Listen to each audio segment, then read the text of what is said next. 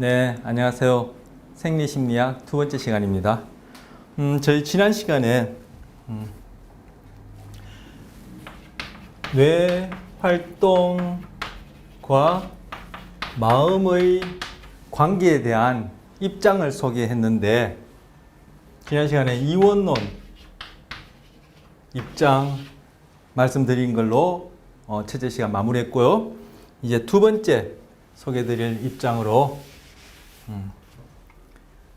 이론론 중에 유물론에 해당한다라고 볼 수 있는 동일론을 말씀드린다고 했었고, 오늘 이제 소개해 드리려고 합니다. 자, 동일론. 자, 동일론은 뭐냐면 물질의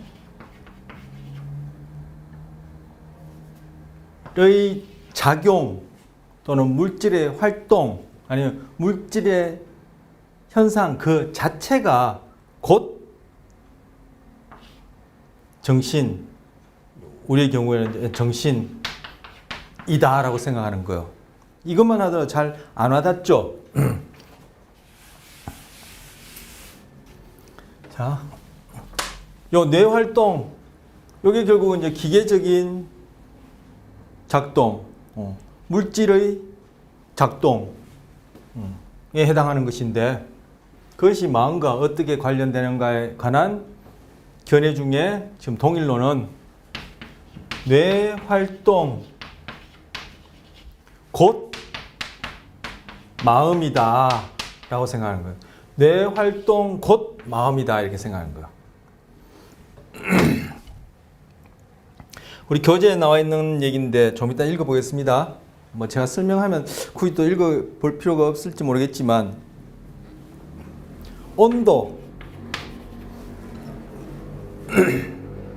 온도가 높다 낮다 하는 것은 결국 뭐냐면은 뭐 기체가 되었던 고체가 되었던 그것을 이루고 있는 분자의 운동이 활발하면 온도가 높고, 분자의 운동이 활발하지 않으면 뭐랄까요? 저조하다 할까요? 그러면 온도가 낮고 그런 거예요. 결국은 온도라는 것은 실제하죠. 우리가 경험을 하죠. 우리는 심리학을 하니까 심리라는 말을 붙여서 얘기하자면 심리적으로 실제해요. 그리고 온도라는 그런 표상, 개념, 언어를 가지고 상대방하고도 소통을 해요. 즉 사회적으로도 실제해요. 실제.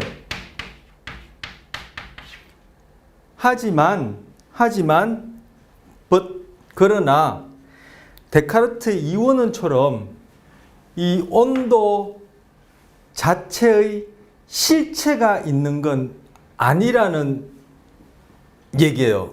이 입장에서는. 이것은 우리가 언어적으로, 개념적으로 서로 소통을 위해서 만들어 놓은 하나의 실제, 다 이렇게 얘기하는 것이지, 결국 온도라는 것은 분자 운동이라는 물리적, 기계적, 물질 작용과 같은 것이라는 거야. 그래서 우리가 야, 오늘 분자 운동이 얼마야? 이렇게 얘기를 하지 않고, 그렇게 얘기하려면 분자 운동을 또 다른 식으로 표현할 수 있는 또 단위를 있겠죠. 분명히 있지만 단위를 가지고 야, 오늘 분자 운동이 무슨 단위야 이렇게 얘기를 해야 되는데, 우리는 그렇게 얘기하지 않죠. 그냥 온도로 얘기를 하잖아요. 그러니까 결국은 분자 운동 여기다 쓰면은 분자 운동 곧 온도다. 그건 것처럼 분자 운동도 물질 작용, 뇌 활동도 물질 작용, 분자 운동 곧 온도인 것처럼 뇌활동 곧 마음이다. 이렇게 생각하는 게 동일론적 입장이에요. 그래서 결국은 하나의 대상에 대해서 이렇게 표현하느냐 저렇게 표현하느냐, 즉 표현 또는 기술, 묘사한다, 뭐 전문적인 디스크립션, 기술한다, 뭐 전문적인 용어는 아니죠. 기술한단 말이. 어쨌든 표현하는 것, 묘사하는 것, 기술하는 것, 즉 하나의 대상에 대해서 달리 기술할 뿐이지 결국 같은 것이다 라고 생각하는 게 동일원이라 썼네요 제가. 네. 동일론적 입장이에요. 그러면 이원론처럼 마음이라는 실제의 심리적, 사회적으로 실제하는 마음의 실제하는 마음의 실체가 있는 것이 아니고 결국 뇌활동이라는 물질 작용을 다르게 묘사한 것뿐이다 라는 결론을 내리게 되는 거예요.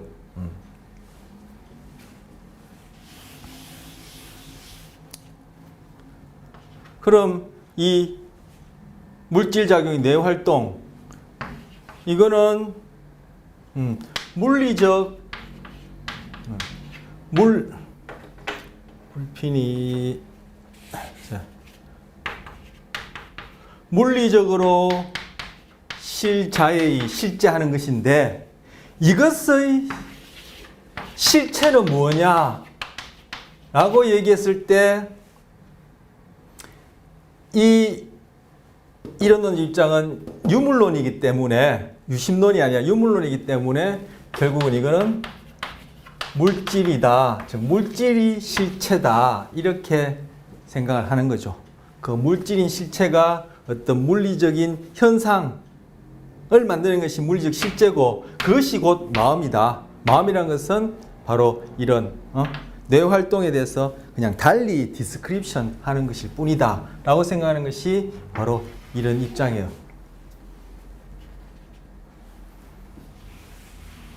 네. 그럼 이런 뇌활동, 즉 물질작용일 뿐인 이 뇌활동, 즉 물리적으로 실제하는 것의 실체가 과연 그럼 물질이냐, 이건 또 논의해 봐야 할 만한 문제예요. 왜냐하면 이러한 실체라는 이러한 개념, 실체라는 개념, 관념 이 자체가 또 퀘스천 되어지거든요. 그리고 그럼 그 실체는 물질이냐 하는 것도 당연히 퀘스천 되어질 수 있는 것인데, 그 얘기는 뭐 다음 기회에 할 필요가 있으면 하도록 하고, 이러한 실체라는 개념, 여기서는 뇌활동은 물질작용, 물리적 실제인데 그거의 실체는 물질이라는 이런 실체 개념 안에서, 실체라는 개념 안에서 물질이라는 결론을 내리게 되는데, 바로 실체라는 이 개념에 대해서 동양에서는 또 그렇게 생각하지 않거든요. 동양에서는 이 실체 개념이 없거든요. 그렇기 때문에 뭐 그 부분에 대해서도, 이 동일론에 대해서도 또 논의가 이루어질 필요가 있고 이루어지지만, 우리는 뭐 그것까지 지금 얘기할 필요는 없고 이후에 얘기할 그런 적절한 상황이 기회가 있으면 얘기하도록 하고, 바로 이런 실체 개념 하에서 결국 물질이 실체다 이렇게 얘기하는 유물론적 입장, 즉 이런 입장은 바로 이 서양인들이 보는 세계관, 존재론 그리고 인식론에 따른 어떤 그런 결과다 이렇게 얘기할 수 있습니다. 지금 이런 얘기는 좀 우리에서 범위를 많이 벗어났는데 아마 들으시는 분 중에는 뭔가 이렇게 와닿는 분도 계실 테고, 그 제가 나름 뭐 얼추 설명을 한다고 했는데 과히 나쁘지 않으면은 일단 제가 얘기하는 범위 내에서는 뭐 그런 것들이 어떤 식으로 관련되고 무엇을 얘기하는구나 전달되었으리라 제가 욕심내고 기대합니다. 자, 그렇게 하고요. 바로 이제까지 얘기한 뇌활동과 마음의 관계에 대한 질문 그 자체를 심신 문제라고 그래요. 지난 시간에 문제란 말 붙은 것 중에 어려운 문제, hard problem이라는 거 하나 소개했었어. 그죠? 이것도 문제인데 이거는 마음 심자, 마음 심자, 몸 심자 해서 mind, body problem이라 그래요. 이것도 뭐 지난번에 어려운 문제 할 때 그 프로그램처럼 그죠?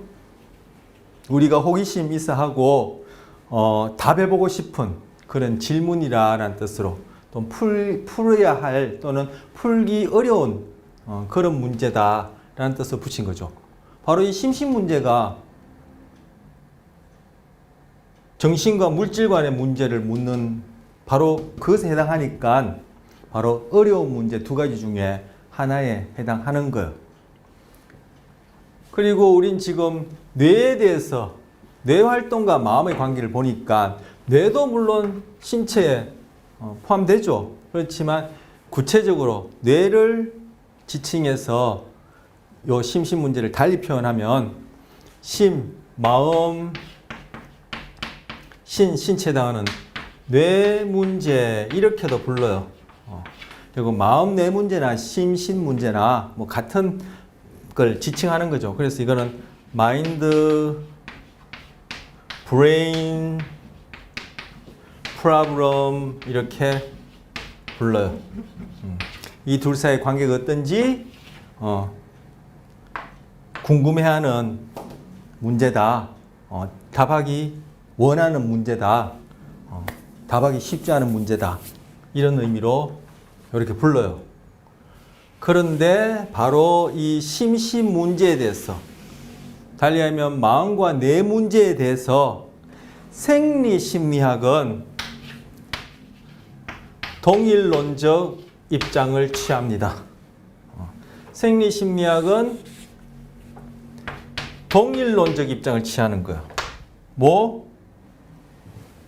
뇌활동 곧 마음이다. 이러한 입장하에서 이제 구체적인 내용들을 살펴보고 이 책에서는 소개합니다. 첫 시간에 어떤 입장이냐가 중요하다. 왜 중요한지는 첫 시간에 또 뭐 이렇게 저렇게 얘기를 했습니다만, 만약에 데카르트처럼 이원론적 입장을 취하게 되면 정신이라는 것은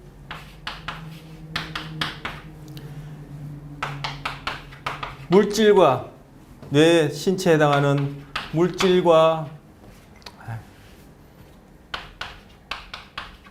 물질과 별개의 다른 실체를 지니는 실제로서 존재한다 라고 얘기를 하면은 우리가 아무리 뇌의 활동, 즉 생리, 이 경우에 뇌니까 뇌생리 이렇게 얘기해도 되고, 뇌는 신경에 해당하니까 신경 생리라도 불러도 되는데, 바로 이런 뇌 활동, 생리, 이건 뭐라 그랬죠? 신체 활동, 신체의 생리도 마찬가지지만 뇌를 포함하는 것이 신체니까 마찬가지지만 이거는 기계적, 물리적 작동이라 그랬어. 바로 물질적인 이러한 기계적, 물리적 작동인 뇌 생리, 신경생리를 아무리 들여다보더라도 즉 뇌 활동을 아무리 연구를 하더라도 이것과 정신은 별개이기 때문에 이거에 대해서는 아무것도 얘기해 줄 수가 없어요. 그러면 정신적이다라고 얘기하는 이 마음은 우리는 알 길이 없어요. 결국 마음이라는 것을 이해하려면 우리가 경험하고 있죠. 심리적인 실제로 경험하고 있죠. 그걸 이해하려면 이원론적 입장에서는 정신이라는 이 실체에 대해서 얘기할 수 있어야 돼요. 그런데 이 정신이라는 실체는 먼저 존재론적으로 있는지 없는지 그것도 퀘스천이고, 두 번째, 과학은 지난 시간에 얘기했나요? 대상은 관찰할 수 있는 것, 방법은 검증 가능한 방법, 을 통해서 하는 게 과학이라 했는데 과학을 통해서는 이걸 관찰하고 검증할 수가 없어요. 그럼 정신이라는 실체한테 물어봐야 될 텐데 물어볼 수도 없고, 그게 물어볼 수 있는 대상인지 그것도 그죠? 제가 우스갯소리로 하는 것 같지만 물어볼 수 있는 대상인지도 모르고, 그리고 과학의 대상이나 방법을 검증할 수 있는 그런 대상이 못 돼요. 그래서 이원론적 입장에서는 우리 신체를, 뇌를 아무리 들여다본다 하더라도, 물질인 신체와 뇌를 아무리 들여다본다 하더라도 마음에 대해서는 알 수 있는 길이 없기 때문에 생리심리학은, 그죠? 뇌의 생리를 통해서 우리의 마음을 들여다보려고 하는, 마음이 무엇인지 알려고 하는 생리심리학은 뇌활동 곧 마음이다라는 동일론적 입장에 취해야지만이 앞으로 살펴보는 이런 내용들을, 그죠? 우리가 마음을 이해하는데 타당한 그러한 증거들로 여길 수 있다, 이해할 수 있다 해서 동일론적 입장을 취하는 겁니다. 아, 나는 그게 아닌데, 나는 이원론적 입장인데 하면은 지금 이런 얘기하는 것들이, 그죠? 뭐 이런 이론론이냐 이원론이냐 하는 입장에서는 전혀 뭐 받아들일 수 없는 그런 얘기가 될 수도 있는 거예요. 이원론자로서 이런 얘기를 들었을 때 이것이 전혀 이해되지 않고 타당하지 않다라고 경험하신다, 느끼신다라는 뜻이라기보다는, 그죠? 결국 이원론적 입장에서는 이런 얘기가, 그죠? 자기 입장하고 이것이 아기가 맞물려 들어가는 그런 타당한 얘기가 안 되어지는 그러한 소위 과학적인 자료예요. 그럼 과학이 다냐? 꼭 과학적인 것만이 다냐? 하는데 인간이 갖고 있는 세상을 인식할 수 있는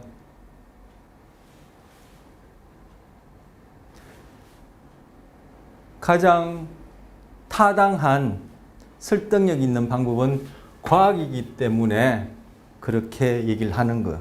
즉, 과학도 하나의 인식론적 방법이다 라고 얘기할 수 있고, 그러한데 바로 세상을 이해하고 인간을 이해하고 하는 그런 인식론적 방법에 있어서 과학이 인간이 할 수 있는 가장 타당한 방법이다 라고 생각하기 때문에 그렇고, 나는 인간이 할 수 있는 방법 말고 다른 어떤 뭐라고 얘기될지 모르겠지만 다른 어떤 것을 통해서 나는 이것을 이해할 수 있다라고 하면은 뭐 그걸 뭐 무슨 논이라 불러야 될지 어떤 입장이라 불러야 될지 모르겠지만, 뭐 우리가 얘기하는 이 맥락에서는 이원론적 입장에 해당할 수 있는 건가 또는 이원론 입장인가라고 얘기해 볼 수 있겠지만, 그런 측면에서 또 설명을 할 수 있고 또 하겠죠. 근데 그것이 어느 만큼 설명력이 있는지는 이제 과거로부터 현재까지 쭉 계속 그죠? 이렇게 살펴봐 왔었고 앞으로도 어떤 것이 더 설명력이 있는지 살펴볼 텐데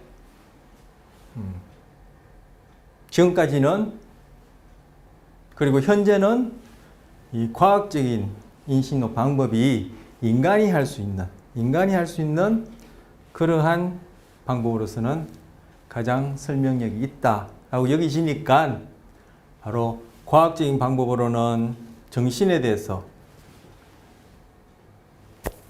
다룰 수가 없으니까 그러면은 물질인 뇌의 활동을 아무리 들여다본다 하더라도 정신에서는 접근할 수 없으니까 바로 뇌 활동을 통해서 마음을 이해해 보려는 생리 심리학은 뇌 활동 곧 마음이다라는 동일론적 입장 하에서 현상을 다루고 설명하고 해보겠다라는 것입니다. 자, 7쪽 우리 교재 7쪽 보시면 지난 시간 이번 시간 연이어서 정확하게 얘기한 것을 지금 7쪽에서 이제 읽어보겠습니다.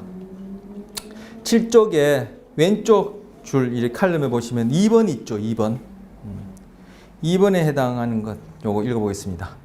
우리가 알 수 있는 한, 지금 얘기를 했죠. 우리가 알 수 있는 한, 조금 전에 제가 과학은 우리 인간이 할 수 있는 가장 타당한 인식론적 방법이다. 이렇게 잘 알지도 못하면서 삐까번쩍하게 이제 어려운 말 썼는데 바로 그런 의미가 달겨 있는 거죠. 우리가 알 수 있는 한 정신 활동과 특정 유형의 활동은 떼어놓을 수 없다. 이런 입장을 이론론 모니즘이라 하는데 이는 우주가 오직 한 종류의 존재로 이루어져 있다는 생각이다. 지난 시간에 얘기했던 거죠. 그 반대 입장이 이원론 듀얼리즘이다. 이는 마음이 한 종류의 실체이고 물질이 또 다른 실체라는 생각이다. 거의 모든 신경과학자와 철학자는 이론론이라는 입장을 지지한다. 당신은 이론론과 이를 뒷받침하는 증거를 이해해야 한다. 이런 입장에서 이제 이해해야 한다. 나는 그걸 못하겠다. 나는 이론론 이거 아니다. 생각하시면 그건 그분이 갖고 있는 나름의 그죠? 세계를 인식하는 방법이니까 좋다 나쁘다 좋다 나쁘다 잘했다 못했다 얘기할 수 없죠. 하지만 지금 이 분야에서는 그리고 인간이 할 수 있는 타당한 인식론적 그런 방법에 있어서는 무엇이 더 설명력이 있느냐라고 볼 때 생리심리학은 여기서 철학자들은 그리고 신경과학자들은 저 구체적인 뇌 활동을 통해서 인간의 마음, 정신이라는 것을 얘기해 보려는 사람들은 동일론적 입장을 취한다. 당신은 계속 읽습니다. 당신은 이론론과 이를 뒷받침한 증거를 이해한다. 금방 읽었는 거네요. 예, 좋습니다. 이해해야 한다.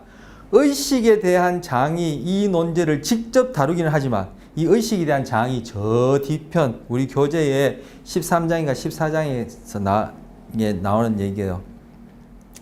의식에 대한 장이 이 논제를 직접 다루기는 하지만 이 책에 있는 거의 모든 것이 마음, 뇌 관계와 어떤 식으로든 관련된다. 거기에 관한 것들을 배우고 결국은 여기에 대해서 어떤 식으로 결론 내릴지를 쭉 살펴보는 것이 우리 이 생리심리학 교재의 내용이기도 하다. 이런 식으로 제가 지난 시간에 말씀드렸었어요. 자, 이론론이라는 개념에 익숙해지기가 쉽지 않다. 그렇죠. 일반인들은 누굽니까? 여러분도 포함되리라 생각하는데 저 같은 사람, 보통 사람들은 평소에 제가 이 책을 가지고 이렇게 여러분이랑 나눌 때 그리고 이런 것들을 이렇게 읽고 생각할 때는 모르겠지만 평소에 늘 그죠 이원론적 생각하기 쉬워요. 그게 바로 우리 의식이 갖고 있는 특성이에요. 특성. 예, 특성이고 뭐 제가 지난 시간이 아니라 뭐 어떻게 보면 의식이 갖고 있는 바깥 대상에 대한 것이든 자기 자신에 대한 것이든 갖고 있는 그런 속성으로서 하나의 착각, 뭐 그렇게도 표현할 수 있고 환각 뭐 이렇게도 표현하기도 해요. 뭐 여러분이 그 소위 건강하지 못한 어떤 상태의 지각을 일컫는 환각, 그런 좁은 의미의 환각이 아니라 실제와는 다른 우리가 인식을 한다, 의식을 내용을 경험한다 라는 측면에서 뭐 착각, 환각 이런 말을 씁니다만 우리는 이론론이라는 개념에 익숙해지기 쉽지가 않다. 그렇죠. 평소에는 이원론자처럼 생각하는 경향성이 많아요. 이런 것들이 이제 이렇게 그렇기 때문에 이런 뭐 소위 전문적인 이런 학문을 통해서 이런 얘기 나오면은 이게 금방금방 이해 안 되고 또 어렵게 느껴지는 거예요. 익숙하지 않기 때문에. 만약에 여기서 얘기하는 것이 타당하고 더 설명이 있다면 우리가 평소에 착각한다 또는 의식이 갖고 있는 속성 때문에 이원론적 생각을 하기 쉽다라는 것은 달리 하면 우리 평소에 우리 경험이 다 엉터리다, 착각이다, 환각이다, 뭐 이렇게 얘기할 수 있는 또 있을 수도 있는 거죠. 자, 지금 읽던 2번의 두 번째 단락 계속 읽습니다. 이론론이라는 개념에 익숙해지기가 쉽지는 않다. 이론론에 따르면 우리의 사고나 경험은 지금 좀 이게 다 의식적인 뭐 그죠? 마음의 내용, 정신적인 것 아니에요. 경험은 우리의 뇌활동과 동일한 것이다. 이론론에 따르면. 그 동일한 것이다 하니까 이론론 중에서 동일론이다. 이렇게 얘기를 하는 거예요. 사람들은 때때로 뇌활동이 사고를 일으키는지, 사고가 뇌활동을 일으키는지 묻는다. 자, 뇌활동 곧 마음이지. 이 동일론 입장에서는 뇌활동을 통해서 마음이라는 것이 생겨난다 하면은 이건 동일론 아니에요. 뇌활동을 통해서, 그죠? 또 다른 어떤 실체인 마음이 생겨난다. 이런 것은 동일론이 아니에요. 그래서 뇌활동 곧 마음이다. 똑같은 건데 이쪽에서 기술, 묘사, 디스크립션 표현하면은 뇌활동에 표현하고 이 측면에서 표현하면은 마음이라 표현해요. 같은 걸 어떻게 부르냐는 거예요. 결국 온도라 부르느냐, 분자 운동이라 부르느냐 그 차이지. 그죠? 뇌활동과 곧 마음은 어떻게? 이론론 중에서 유물론 중에서 동일론은 그렇게 얘기를 하는데 뇌활동을 통해서 마음이 생겨난다. 마음이 뇌를 활동하게 한다면 이거는 이원론이 되는 거예요. 이원론이 되는 거예요. 결국 데카르트가 송가선을 통해서 정신과 신체가 어떻게 상호작용하는지, 신체를 통해서 들어오는 그러한 감각 정보, 그걸 송가선에 있는 정신이 이해하게 하고 해석 판단하고 그 해석 판단한 결과가 신체를 통해서 송가선에 있는 정신이 행동이나 반응하게 하고 하는 그 얘기나 결국 같아져 버린 거예요. 뇌 활동이 마음이라는 또 별개의 것을 만들어내고 마음이 뇌 활동을 움직인다 이렇게 하면은 뇌 활동을 하게 한다 이렇게 하면은 그거는 다시 이원론적 입장이 되는 거예요. 그래서 동일론에서는 뇌 활동 곧 마음이다. 같은 것에 대해서 달리 표현한다. 자, 읽던 부분 계속 읽습니다. 이론론의 입장에서는 그런 질문은 제가 아까 설명드렸던 거예요. 온도가 분자의 운동을 일으키는지, 온도가 분자의 운동을 일으키는 건 아니죠. 우리는 그렇게 생각하기 쉽다는 얘기요. 그렇게 생각하기 쉽죠. 온도가 올라가면 분자의 운동이 활발해져 이런 표현 자체가 벌써 그런 생각이에요.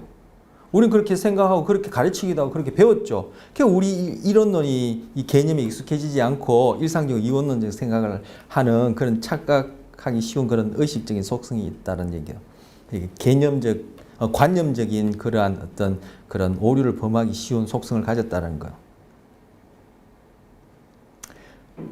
자, 그래서 이런 론의 입장에서는 그런 질문은 온도가 분자들의 운동을 일으키는지 아니면 분자들의 운동이 온도를 만들어내는지를 묻는 것과 같다. 여기서 한쪽이 다른 쪽을 일으키는 것이 아니다. 뭐가 결과고 뭐가 원인이고 뭐가 결과고 원인이고 이런 것이 아니다.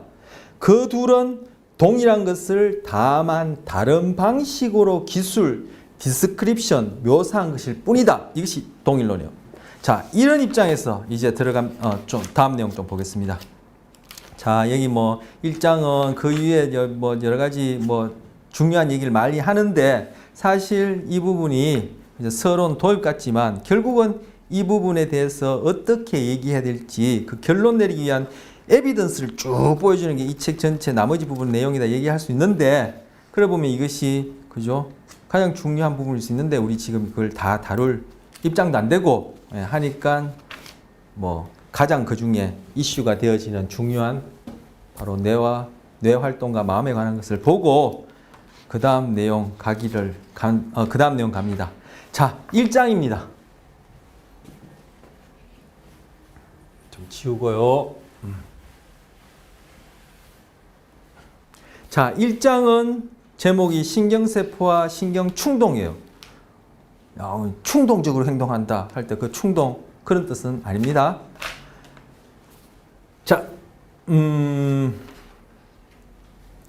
뇌는 아까 조금 전에 말씀드릴 때 뇌는 신경에 해당한다 뭐 이런 얘기를 했었어요. 그죠? 뭐 이렇게 뭐 여러분 다 아시잖아요. 그죠? 그럼 워낙 요즘 뇌에 대해서 많이들 이제 얘기하시고 많이 접하시고 하니까 뭐 이 정도는 뭐 당연히 여러분이 갖고 계신 개념이고 아실 테고. 그럼 뇌가 포함되어 있는 신경 개라는 게 있다고요. 개는 영어로 시스템이라 불러요.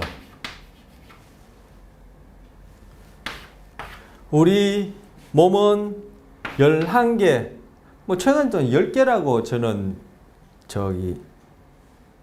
어디서 보기도 하고 말도 했는데 아마 근골격계, 근육계, 근육 시스템과 골격계, 이 뼈, 그죠?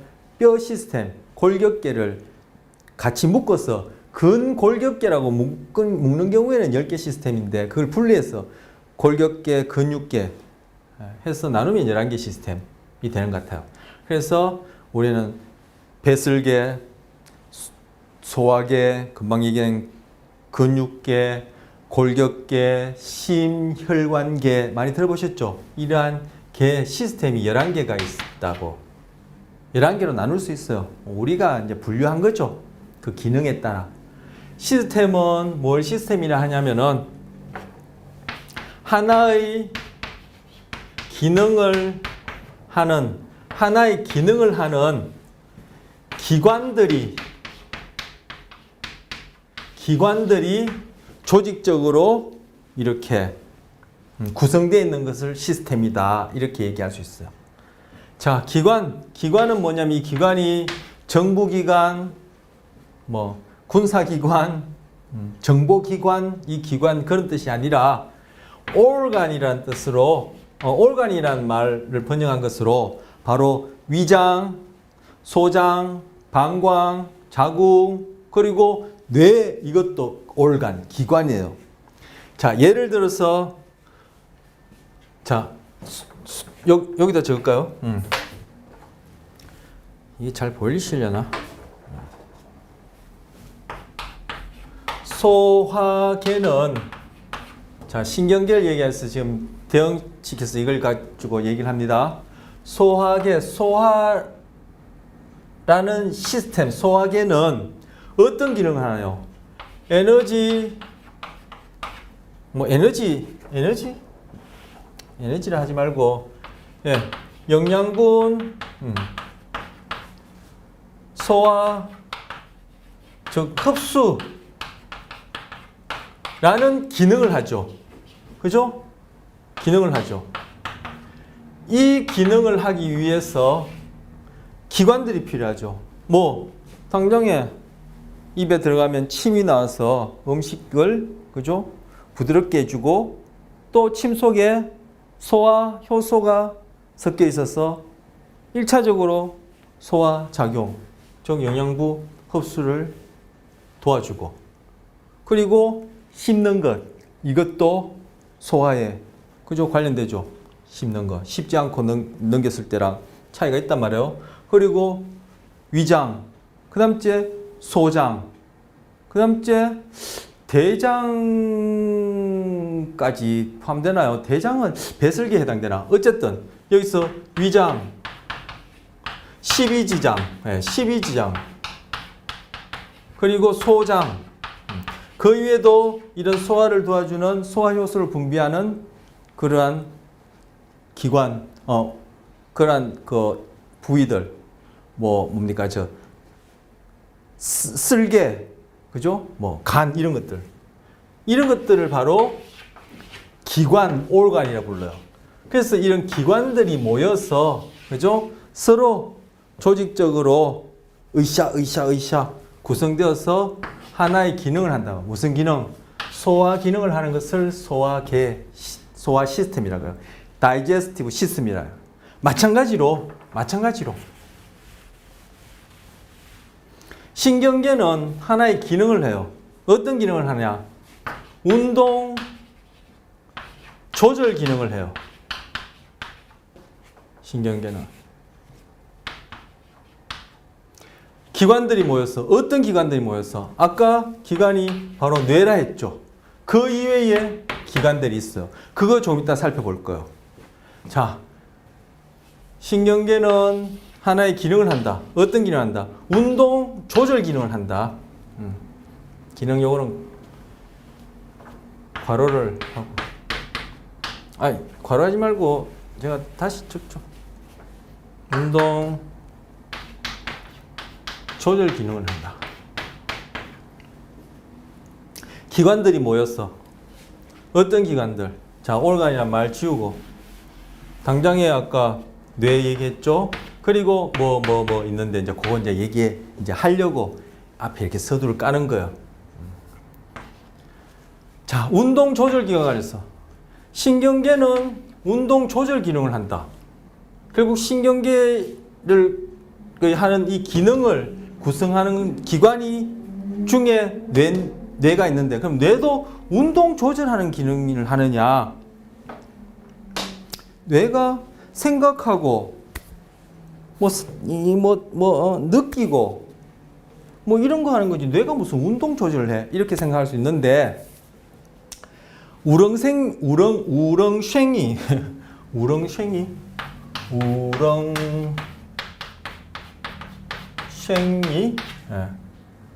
우렁쉥이란 말 아십니까? 바로 멍게를 얘기를 해요. 멍게. 저도 이제 멍게가 우렁쉥인지는 언제 알았죠? 언제 알지 모르죠. 하여튼 저는 멍게가 우렁쉥인지 처음부터는 그렇게 몰랐었어요. 멍게 같은 경우에 이것이 새끼, 유생이라 그러는데 새끼 때는 돌아다녀요. 바닷속을. 그래서 자기가 나머지 생을 살기에 가장 적절한 장소를 딱 찾으면 거기에 탁 달라붙어서 예를 들어서 바위 같은 데겠죠. 돌에 탁 달라붙어서는 거기서 평생 남아있는 동안 영양분을 흡수, 아까 얘기했던 소화하고 이제 이렇게 쭉 성장하고 다음에 또 새끼를 낳고 번식을 하겠죠. 그렇게 자리를 잡고 나면은 즉 운동, 이동, 움직임을 하지 않고 자리를 잡고 나면은 멍게에게 있던 신경계가 그죠? 우리의 뇌에 해당하는 그런 부분을 포함해서 신경계가 없어져 버려요. 결국 멍게가 소화시켜서 없어져 버려요. 이걸 통해서 볼 때 신경계, 뇌를 포함한 신경계라는 것은 움직임, 운동 조절을 위한 것이에요. 왜 운동이 필요하죠? 일단 우리가 존재하는데, 생존하는데, 그리고 생존해야지만이 그죠? 자식을 낳고 뭐 동물 같은 경우에는 뭐 새끼를 낳고 이렇게 표현하는 게 적절하겠죠. 새끼를 낳고 할 텐데 존재하는데 생존하는데 가장 중요한 거 1차적으로 필요한 게 뭐예요? 뭐 중요한 것 하면은 가치 또 주관적인 가치에 따라 뭐 또 다양할 수 있겠지만 가장 필요한 것 할까요? 뭐예요? 먹는 거죠. 먹고 그리고 나를 먹으려고 하는 걸로부터 피하고 내가 먹을 수 있는 걸 찾아가서 따먹거나 잡아먹고 하는 것이 가장 1차적으로 중요하죠. 우리가 존재하는데. 나는 따먹고 잡아먹고 하지 않는데 그냥 월급 받아서 먹는데요. 그거는 우리가 먹는 방식이 돌도끼, 활이나 총에서 펜을 굴리거나 자동차를 모는 방식으로 바뀌었을 뿐이지 결국은 마찬가지예요. 본질적으로.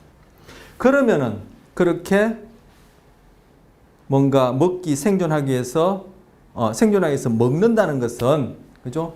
적절한 것을 먹고 잡아먹고 위험으로부터 나를 먹으려는 것으로부터 피하려면은 그러한 상황을 잘 알아차릴 수 있는 감각이 뛰어나야 되겠죠. 바로 그러한 감각 정보를 신경계가 받아들이는 목적이 뭐냐면은 결국 생존하기 위한 먹기 위한 운동을 조절하는 거예요. 먹히지 않기 위한 운동을 조절하는 거예요. 그래서 아까 우렁생이 멍게 가지고 얘가 더 이상 운동하지 않을 때는 신경계가 없어지는 것을 통해서도 우리가 추론할 수 있듯이 신경계의 기능은 운동 조절이고 운동 조절은 뇌 이외의 몇 가지 기관에 의해서 이루어지는데 몇 가지 기관들이 서로 어우러져서 잘 조직되어서 운동이라는 또는 하나의 특정한 기능을 수행할 때 그것을 계 시스템이라 하고 이 경우에는 바로 신경계다 이렇게 부르는 겁니다. 그래서 우리가 뇌활동 곧 마음을 이라는 경험의 모든 내용들은 운동 조절을 위해서 미리 예측하는 것들이에요. 이거 최근에 나온 이제 개념 표현이랄까 가장 현재까지 뇌 활동 곧 마음이란 것은 무엇이냐 얘기할 때 예측하는 기계다. 예측하는 시스템이다. 뇌 활동 곧 마음은 뭘 위해서? 운동을 조절하기 위해서. 주어지는 여러 상황들을 감각하고 그것을 어떻게 거기에 대해서 내가 반응하고 운동하는 것이 살아남기에 가장 적절하지라고 순간순간 미리미리 예측하는 것이 바로 우리 뇌의 활동이고 그것이 바로 달리 하면 지각이다. 그래서 감각을 지각한다는 것은 바로 그 지각은 운동 조절을 위한 예측이고 바로 뇌 활동이란 곧 마음이란 예측 시스템이다. 이렇게 얘기하는 것이 가장 최근에 뇌 활동 곧 마음을 설명하는 개념이에요. 결국은 뭐 때문에 예측합니까? 운동 조절이죠. 왜 운동합니까? 살아남기 위해서. 먹느냐 먹히느냐를 잘 조절해서 결국은 나와 같은 후대를 남기기 위해서 신경계는 이런 운동 조절 기능을 하고 바로 뇌 활동은 곧 마음이란 것은 운동 조절을 위한 예측을 하는 시스템이다. 이렇게 얘기한 것이 최신 뇌 활동에 대한 새로운 이해 또 새로운 개념이에요. 자, 뭐 이 부분도 여러분한테 처음 듣는 얘기인데 뭐 와닿았는지 모르겠지만 계속 배우는 중에 또 얘기할 기회가 있을 테고 그때 가서는 좀 더 와닿으시리라 기대해 봅니다. 그래서 바로 뇌가 포함된 신경계는 이제까지 개 신경계 얘기하려고 또 이번 시간에 이렇게 정확하게 이제 설을 풀었는데, 자, 신경계는 뭐의 신경계? 좀 구체적으로 얘기하면 인간의 신경계가 관심이 있죠, 우리는. 근데 뭐 인간을 대상으로만 다 우리가 이렇게 관심 있어야 하는 사항을 답하고 연구할 수 없으니까 이제 인간과 유사한 그리고 유사한 동물을 대상으로 그 녀석들을 관찰하면은 그죠?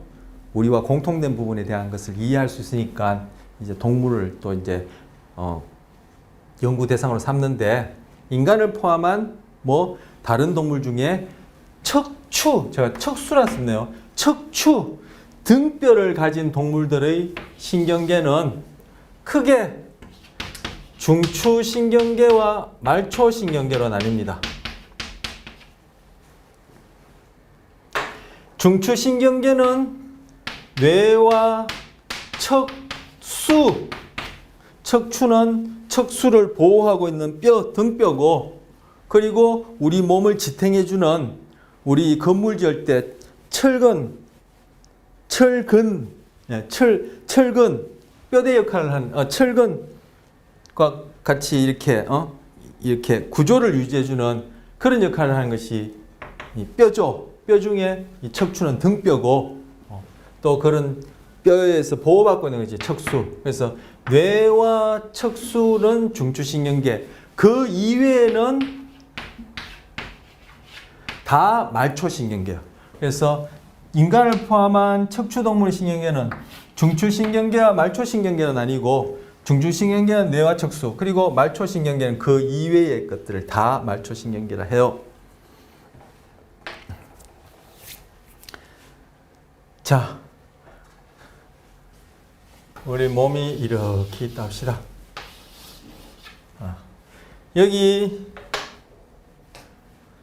뇌, 척수, 요거만 중추신경계고, 나머지 뇌에 연결되어서 우리 목 윗부분에 이렇게 움직이게 하고, 눈도 깜빡거리게 하고, 또 보고 듣고 맛보고 하는 이런 것과 관련되어서 뇌와 연결된 신경도 있고, 그리고 이렇게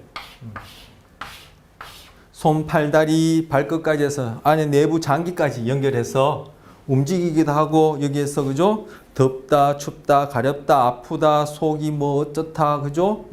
또 심장도 뛰게 하고 소화도 하게 하고 하는 이런 것들을 가능하게 하게끔 하는 신경들이 척수에 연결되어 있기도 하고 해서, 지금 뇌하고 척수 요 자체만 중추신경계고, 금방 말씀드린 이렇게 연결되어서 우리 몸 전체의 감각과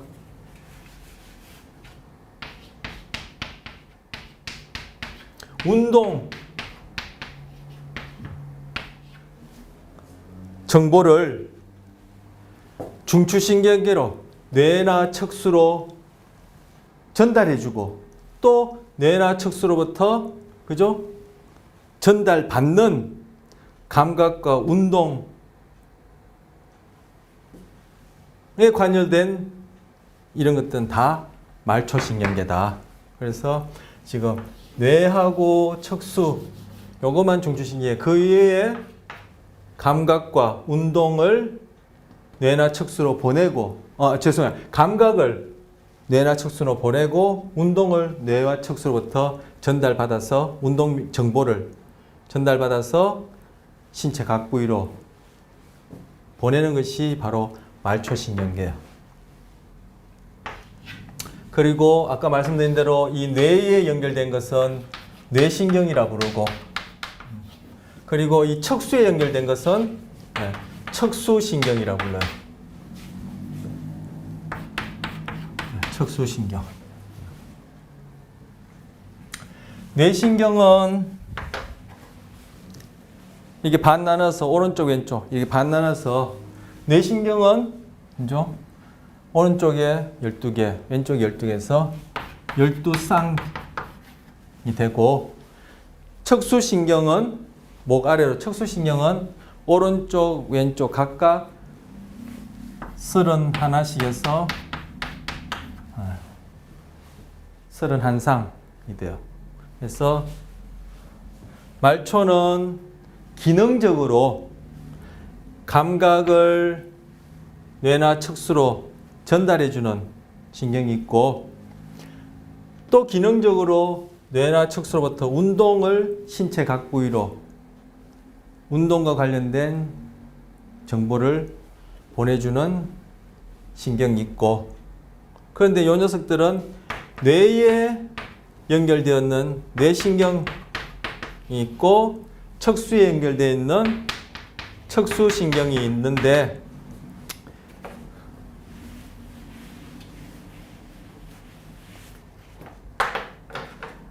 뇌신경은 오른쪽 왼쪽 좌우 12개씩에서 12쌍이고, 척수신경은 오른쪽 왼쪽 31씩에서 31쌍이다. 이렇게 나뉩니다.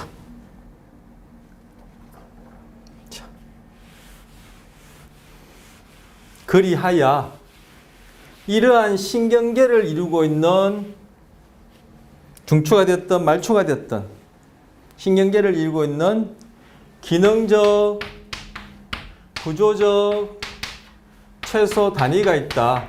그게 뭘까요?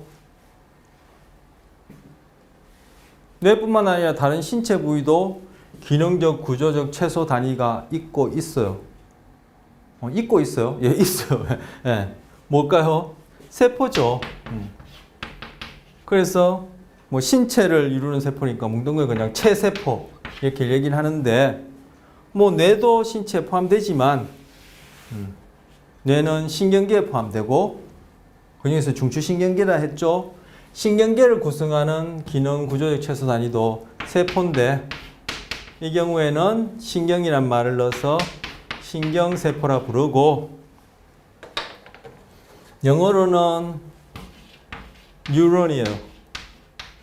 N-E-U-R-O-N, 뉴런. 그래서 그냥 그대로 뉴런 이렇게 부르기도 해요.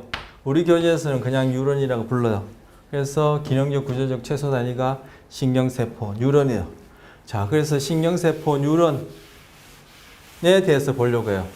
그래서 신경세포, 뉴런이라 하죠. 예, 뉴런의 구조와 기능을 살펴보려고 합니다. 그래서 가장 전형적인 형태의 뉴런의 구조는 신경계를 구성하고 있는 뇌나 척수, 그리고 말초, 신경계, 그 부위들마다 또 전문적인 스페셜라이즈드 된 그런 기능들이 있는데, 그런 기능에 적합하게끔 뉴런들이 모양이 조금씩 상이해요. 하지만 상이하지만 그 안에 공통적으로 갖고 있는 기본 구조가 있겠죠. 그래서 가장 전형적인 형태의 뉴런은 세포체가 있고, 그다음에 세포체부터 이렇게 돌기들이 나와 있어요. 그리고 그 돌기 중에 가장 긴 돌기가 이렇게 하나 나와 있어요. 그리고 그 돌기 끝은 또 이렇게 나눠져. 제가 심플하게 그렸어요. 단순하게 그렸지 이게 두 갈래로만 나눠진 건 아니에요. 굉장히 이제 복잡하고 우리 교재에서 볼 텐데, 바로 이런 형태가 가장 전형적인 형태의 뉴런이에요. 자, 뇌도 그렇고 척수도 그렇고, 즉 중추신경계 그리고 말초신경계도 그렇고, 아까 신경계 기능이 뭐라 했죠? 운동 조절한다. 운동 조절하기 위해서는 바깥에서 또는 내 몸에서 일어나는 상황을 잘 감지해야 한다. 파악해야 한다. 뭐 여기 좀 더 구체적으로 전문적인 용어로 쓰자면 잘 감각해야 한다. 그러면 그 감각하는 감각 정보들이, 그죠? 말초신경을 통해서 중추신경계로 가야 되겠죠. 그럼 중추신경계는 아까 좀 어려운 표현으로 예측을 통해서 어떻게 적절하게 운동하면 좋을지 운동 조절을 하고, 그에 대해서 운동 정보를 또 뇌나 척수를 통해서 말초신경으로 몸 구석구석으로 보내줘서 결국 우리가 생존하게끔 하는데 중요한 역할을 하는 것이 신경계의 기능이다. 자, 그럼 신경계는 뭐? 다른 신체 부위도 물론 서로들 간에 신체 부위를 구성하는 세포들 간에 서로 신호를 주고받고 소위 소통을 하지만 이 신경계는 특히 전문화된 스페셜라이즈된 신경계만의 독특한 기능이 금방 말씀드린 대로 감각과 운동 정보의 전달 처리예요. 주고받고 처리하고 이런 일이 가장 중요한 전문화된 기능이에요. 그렇기 때문에 뉴런의 모양새도 바로 그런 기능을 잘 수행하게끔 되어 있어요. 그래서 다른 부위의 신경계가 아닌 다른 부위의 세포들은 그냥 구형인 형태가 가장 기본적인 형태라면은 얘는 그냥 구형인 것이 아니라 여기에 이렇게 삐쭉삐쭉 돌기들이 나와 있는데 이러한 형태를 띠는 것이 바로 뭐 감각, 운동, 즉 뭉뚱그려서 감각정보, 운동정보 뭉뚱그려서 신호를 그죠? 받고 처리하고 내보내고 하는데 특화된 형태예요. 그래서 다른 신체 부위 세포와 다른 부위 신체 세포와 다른 신경계가 아닌 다른 부위의 세포와 공통적으로 바로 이런 구형인 형태를 띠고 있는 세포체가 있고 세포체, 이거 몸체자예요. 세포의 신경세포, 뉴런의 몸에 해당한다. 세포체가 있고 그리고 이렇게 나온 상대적으로 이것보다는 상대적으로 짧은 이 돌기를 가지돌기라요. 뭐 나무 가지처럼 생겼다 해서 가지돌기라 부르고 그리고 이 돌기 중에 세포체에서 튀어나온 이 돌기 중에 가장 긴 돌기를 이거를 축삭이라 그래요. 축삭. 그리고 이 축삭 중에 이 끝부분을 축삭 종말이라 그래요. 축삭 종말. 이것이 가장 전형적인 형태의 뉴런의 기본 구조예요. 그래서 가지돌기 나뭇가지처럼 생겼대서 가지돌기 그리고 이 세포도 하나의 유기체, 그죠? 이 세포를 유지하는데, 즉 이 세포가 살아가는데 중요한 기능을 하는 세포체가 있고, 그리고 돌기 중에 가장 길게 그리고 뻗어 있는 축색이 있고, 그 축색에 축삭 또는 축색이라도 불러요. 그래서 제가 지금 축색이라 했는데 축삭 또는 축색 좋아요. 축색이 있고 그다음에 그 끝부분을 뭐 축삭이 끝나는 부분이다 해서 종말, 끝종자 이게 뭐 끝말이라는 말이 있네요. 한자만에. 어쨌든 끝이란 뜻으로 축삭 종말 이게 기본 구조예요. 그래서 좀 전에 말씀드렸듯이 이 뉴런은 생긴 이 모양새가 그 특화된 기능에 적합하게끔 그렇게 모양새를 치고 있다 했는데 그 기능이 신호를 전달받고 처리하고 또 전달해주고 하는 것이니까 바로 이 녀석이 신호를 전달받는 부위가 가지돌기 부위야. 그 가지돌기를 통해서 신호를 전달받아요. 어디로부터? 다른 신경세포로부터 전달받아요. 그러면은 이 신호가 세포체에서 처리가 돼요. 처리가 된 다음에 그 신호가 축삭을 따라 쭉 전달되어서 나중에 축삭 종말을 통해서 또 다음 세포의 다음 뉴런의 가지돌기로 또 신호를 보내주고 이런 식으로 해서 뇌가 척수가 말초신경이 우리 몸을 매개해서 몸을 경계해서 이 환경과 계속 상호작용하면서 우리의 생존을 도와주는 그런 기능을 하는 거예요. 자, 신경세포 20쪽에 보시면 우리 교재 20쪽에 보시면 그림 1-1에 여기 지금 신경계 중에 일부분이 나와 있어요. 지금 그림 1-1에 보시면 그 보여주고 있는 게 뭐예요? 뇌, 대뇌, 소뇌, 그 다음 이제 쭉 척수가 있죠. 이건 신경계 중에, 척추신경계 중에 분류를 하면 어디에 해당해요? 네, 중추신경계에 해당하죠. 그리고 이 부위를 구성하고 있는 신경세포, 뉴런의 숫자를 과학자들이, 그죠? 추정을 해보니까 이렇게 있다 얘기하는 거예요.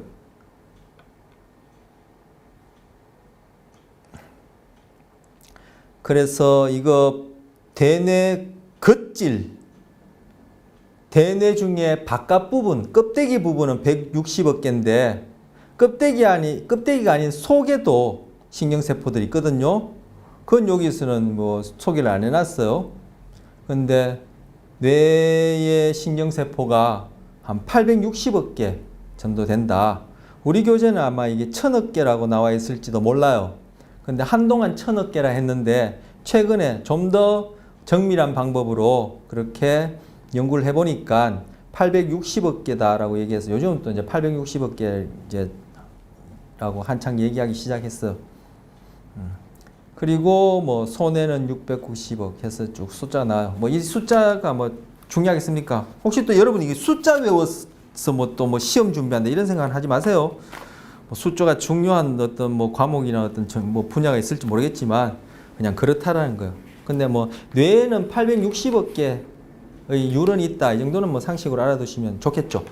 그래서 다음 페이지 22쪽 넘어가시면 그림 1.3이 바로 뉴런의 모습을 보여주는 거예요. 여기 보면은 그림 1.3에 22쪽 아래쪽에 보면은 그림 1.3 진하게 보이도록 염색된 뉴런들 해서 이렇게 보여주고 있어요. 여기 보시면 아래쪽 그림의 아래쪽 보면은 시커먼 덩어리가 2개 있죠.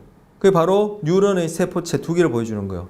지금 그림 1.3에 이렇게 네모난 사진에 이 아랫부분 그죠? 한 중간 부분이네, 아랫부분에. 중간 부분에 검은 덩어리가 검게 보이는 게 2개 있죠. 그게 바로 이게 뉴런 세포체 2개를 보여주는데, 거기에 보면은 뭐 머리카락처럼 가느다랗게 촉촉촉촉촉 양사방으로 정말 나뭇가지처럼 뻗어져 있죠. 그게 가지돌기고, 그 중에 보면은 이 굵은 검은 덩어리 중에서도 더 굵게 좀 진하게 이렇게 위로 쭉 뻗는 게 있죠.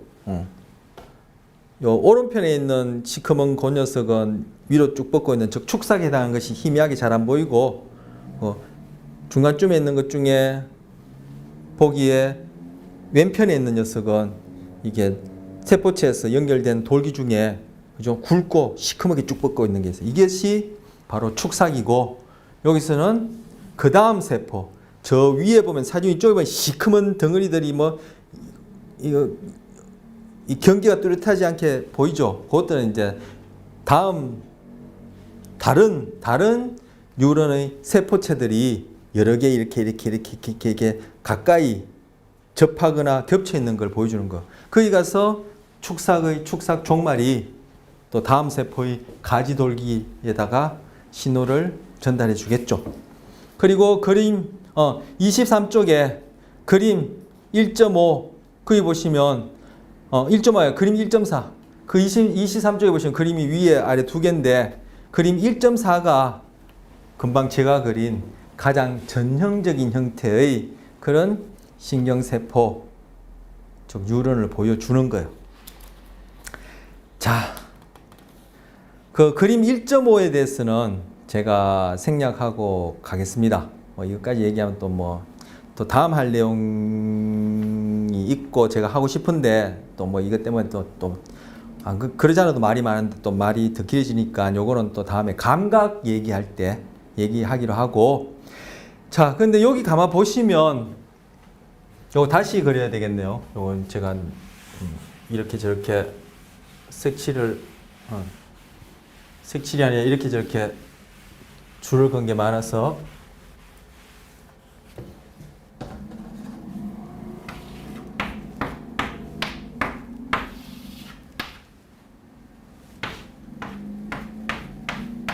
가지돌기 세포체 축삭 종마려. 근데 여기 그림 1.4에 보시면 이 축삭에 뭐 이런 게 보라색으로 표현해 놨죠. 물론 뉴런에 지금 얘기한 그 부위가 보라색을 띠고 있는 건 아니에요. 우리 이제 구분하기 좋아라고 이렇게 보라색을 해놓은 것인데, 뭐 이제 보라색 없으니까 이제 파란색으로, 파란색이 잘 보이시려나? 이렇게 뭔가 이렇게 돼 있어요. 이걸 여기서 보면은 뭐라 부르냐면은 마리집이라고 써놨어요. 마리집. 마리집. 왜 마리집이라 부르냐면은 이 축삭을 이 마리집이라 요 구조물이라 부르는데 이것이 축삭을 이렇게 김밥 말듯이 말고 있어요. 그래서 마리집이라 불러요. 마리집이라 불러요.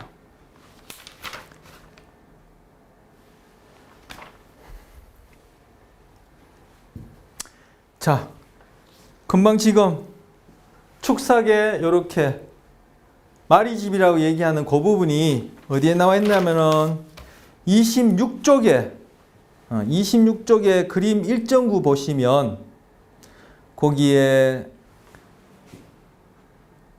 오른편 위쪽에 보시면 보라색으로 그렇게 그려진 부분이 있죠. 말 그대로 또 실제 보라색은 아니에요. 보라색을 보여주는 부분이 있는데 거기 보면은 노란색으로 표현한 것이 축삭이에요. 그걸 여기서 이렇게 김밥 만들듯이 이렇게 말고 있는 걸 보여주는 거예요. 그리고 중간에 있는 것. 자, 지금 26쪽 그림 1.9에 금방 요거 말씀드렸고, 요 중간에 있는 것도 보면은 이 노란색으로 표현한 것이 축삭인데, 그렇죠? 이렇게 이건 무슨 색깔이냐? 복숭아색. 예.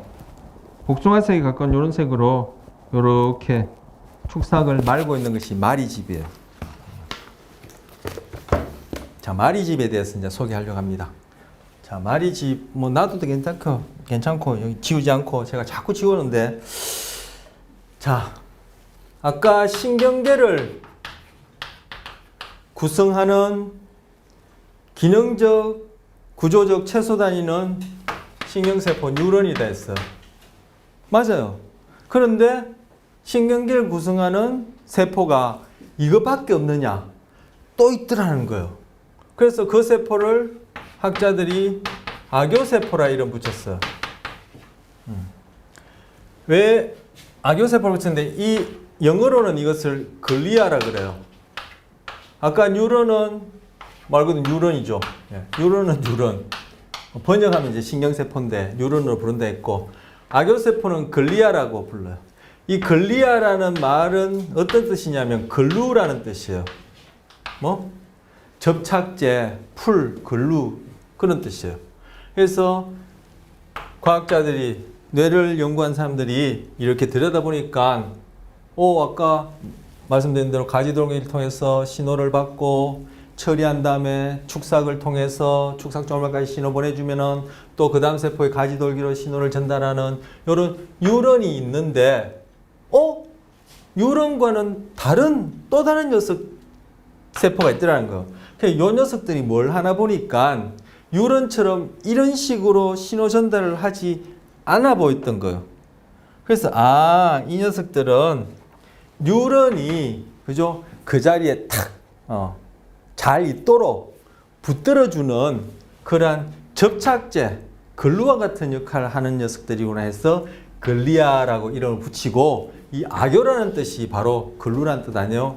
그래서 이렇게 이름을 짓게 됐는데, 알고 보니까 그런 기능이 아니라 뉴런 못지않게 중요하다는 기능들이 계속 요즘 밝혀지고 있고, 또 이것도 종류가 한두 종류가 아니라 여러 종류 있는데, 바로 우리 교재에서는 하나, 둘, 셋, 넷, 5종류를 소개하고 있는 거예요.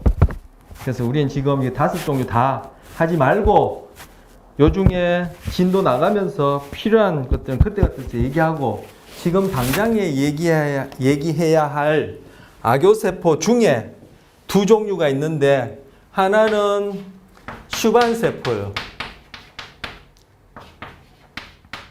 자, 슈반 세포. 뭐 악교 세포 중에 한 종류예요. 이 슈반은 학자 이름이에요. 이걸 처음 발견한 사람이 자기 이름 붙인 거죠. 또 하나는 성긴 돌기 세포예요. 이것도 악교 세포예요. 악교 세포인데 뭐 돌기, 아까 가지 돌기 얘기했었죠. 이 돌기가 몇 개 없더라 해서 성기다 해서 성긴돌기 세포예요. 슈반세포, 성긴돌기세포 말고도 여러 가지 있지만 악교세포에는 악교세포 중에 슈반세포, 성긴돌기세포가 뭐? 바로 마리집을 만들더라는 거예요. 그래서 마리집을 만드는 축삭에 마리집을 만드는 세포는 악교세포 중에 슈반세포와 성긴돌기세포예요. 그런데 이 녀석이 요 그림에도 나와 있지만 그림에는 무엇을 이렇게 김밥 자르듯이 단면으로 잘라서 보여주지 않기 때문에 이 그림으로는 명확하게 안 보이지만 축삭을 좀 길면 좋을 텐데 그러잖아요. 짧은 손가락이라서 참 표현하기 그런데 이 축삭을 슈반세포, 성긴돌기세포가 김밥만 이렇게 말고 있단 말이에요. 그래서 마리집이라 부르는 거예요. 오케이. 자, 신경계를 구성하는 세포는 뉴런이다. 신경세포다. 근데 그거 말고도 있다. 악교세포다. 그래서 신경계에는 뉴런과 악교세포가 있다. 신경계는 뉴런과 악교세포로 구성된다. 결국 이렇게 얘기할 수 있는 거죠. 그런데 그 악교세포 중에 뭐 슈반세포와 성긴돌기세포는 축삭에서 마리집을 만든다. 근데 이 마리집이 어떤 역할을 하느냐? 자, 제 이 세포랑 거의 이 세포랑 거의가 똑같이 똑같은 세포가 있어요. 똑같죠? 제 보기엔 똑같이 그린 것 같은데. 자, 근데 이 녀석은 마리집이 없어요. 그러면은 얘하고 얘 차이에 어떤 차이가 있냐면은 신호가 입력되고 그죠? 가지돌기에 입력되었어. 그다음에 처리된 다음에 신호가 축삭을 통해서 쭉 보내진다 했죠. 얘도 마찬가지로 이건 색깔 좀 달리 해볼까요? 비교할 수 있게 노란색으로 하죠. 얘도 신호가 주어지고 가지로 돌기를 통해서 처리된 다음에 축삭을 통해서 쭉 전달됐다 했어. 그런데 마리집이 있게 되면은 똑같은 마리집이 있고 없고의 그 차이뿐이지 다른 것들은 모두 다 똑같다 하더라도 마리집이 있는 경우에는 여기 축삭에서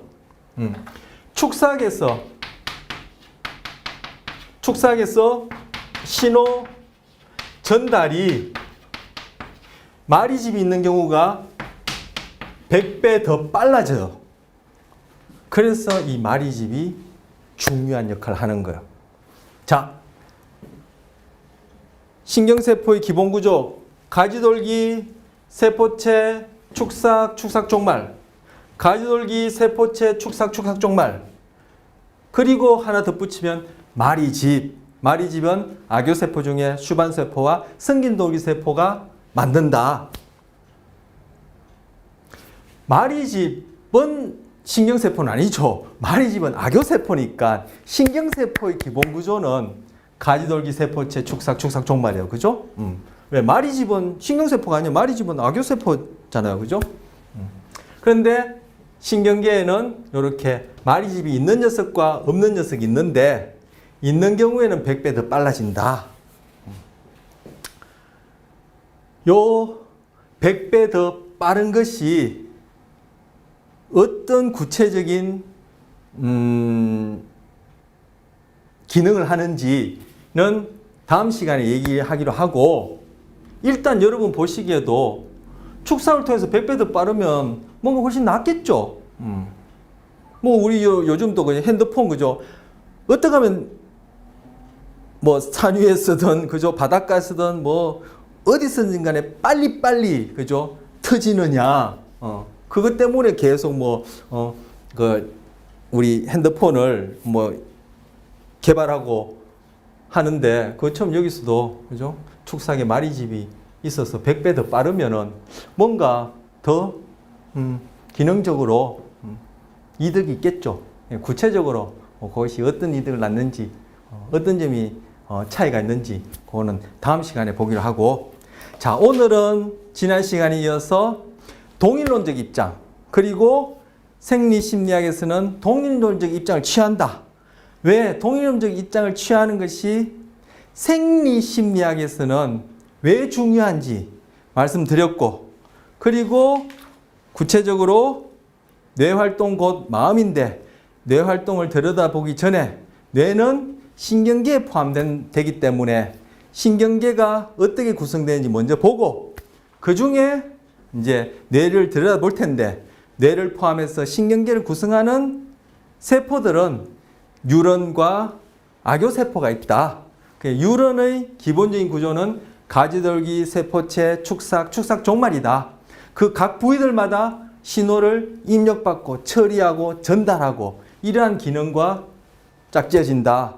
그래서 아까 신경세포의 뉴런의 구조와 기능, 구조는 가지돌기, 세포체, 축삭 종말, 기능은 가지돌기는 신호를 입력받고 세포체는 그걸 처리한 다음에 그것을 다음 세포로 넘겨줘야 할 경우라면은 축삭을 통해서 신호를 보내고 축삭 종말에서 그 다음 가지돌기로 또 건네주고 출력을 하고, 그래서 입력, 처리, 전달, 출력 이런 기능과 짝지어지고, 그 중에 또 뭐요? 신경계를 구성하는 악교세포라는 것이 있는데, 악교세포 중에 수반세포와 성긴돌기세포는 축삭에서 이렇게 김밥 만들듯이 마리집이라는 것을 만든다. 근데 마리집이 있는 경우는 없는 경우보다 100배 더 축삭에서 신호 전달을 빨리 할 수 있다. 그것이 뭐 직관적으로 보더라도 분명히 뭔가 이득이 있을 텐데 그 구체적으로 어떤 이득인지는 다음 시간에 얘기하겠다라고 말씀드렸습니다. 그래서 이번 시간 이렇게 마치고 다음 시간에 뵙도록 하겠습니다.